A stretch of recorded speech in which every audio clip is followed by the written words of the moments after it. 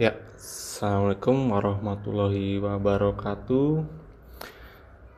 Dengan saya kembali Indra Maharesi, mahasiswa TI Teknik Informatika di Universitas Pelita Bangsa. Masih dalam tema IoT, dan yang sekarang kita bahas adalah IoT dan pengolahan data. Oke, apa itu? Kita lanjut.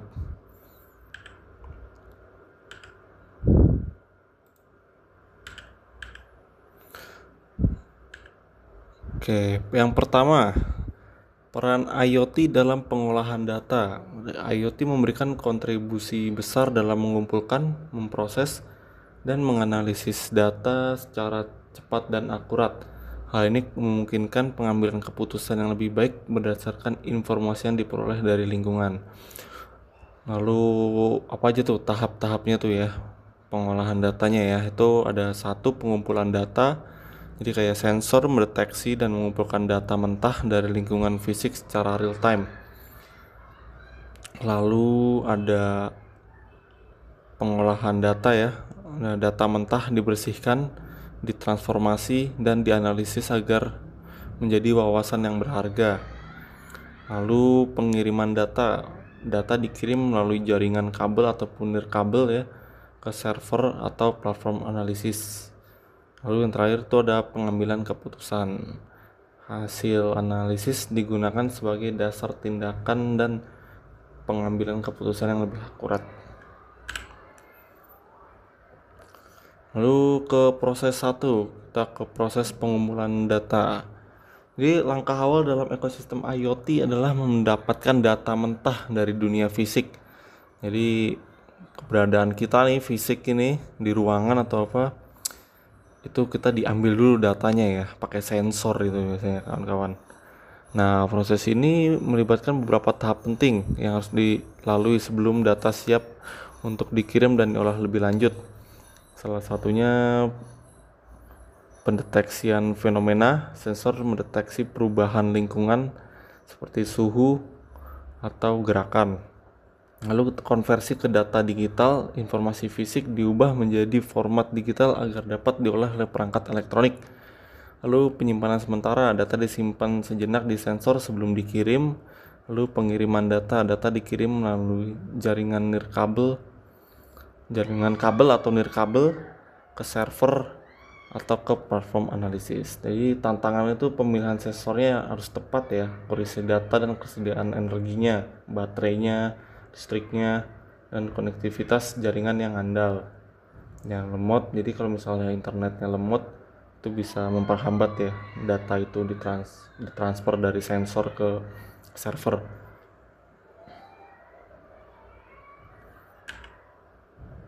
Lalu langkah 2, metode pengiriman data. Lalu setelah dikumpulkan, data harus dikirim ke server menggunakan metode yang efisien. Pemilihan metode yang tepat sangat mempengaruhi kecepatan, keandalan, dan efisiensi konsumsi energi dalam sistem IoT. Itu salah satunya publish and subscribe. Perangkat mengirim data ke topik tertentu dan penerima yang berlangganan topik tersebut akan menerima secara otomatis. Itu nomor 2 ada request atau respon ya. Perangkat pengirim pemerintahan dan penerima jawaban dari server sesuai kebutuhan secara langsung.